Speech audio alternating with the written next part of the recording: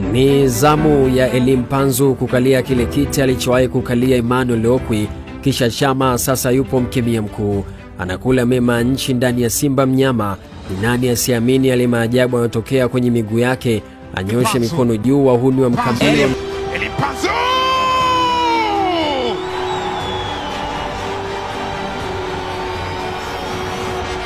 Ni Elie Mpanzu kibisa wala anawanyanyua mashabiki wa Simba.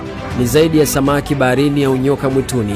Anateleza mwanaume, ni ngumu kumkaba, ni ngumu kumzuia. Mguu wake ni asali, unatoa nundu kwa wapinzani na utamu kwa Simba. Oh my God, ni nani aliyemsajili huyu?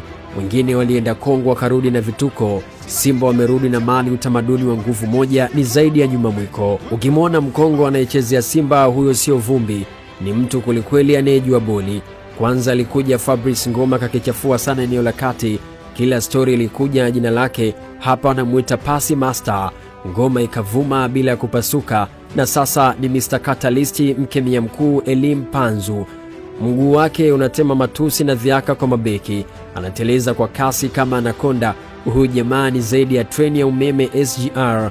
Hakuna wa kumshika. Katika kitabu cha Mateso sura ya kwanza pale Simba kinasema, wapeni maumivu ndo furaha yetu. Elie atoi mapepo kama Apostle Mwamposa.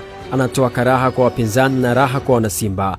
Ni ngome mpya, tumaini makubwa ya wanasimba. Wamekubali timu ya mgongoni mwake, ni star wao, wanampenda na kumuimba.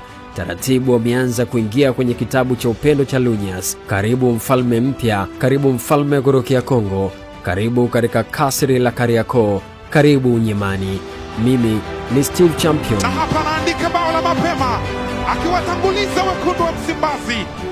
Ametoka kwenye jeshi la kijani na njano.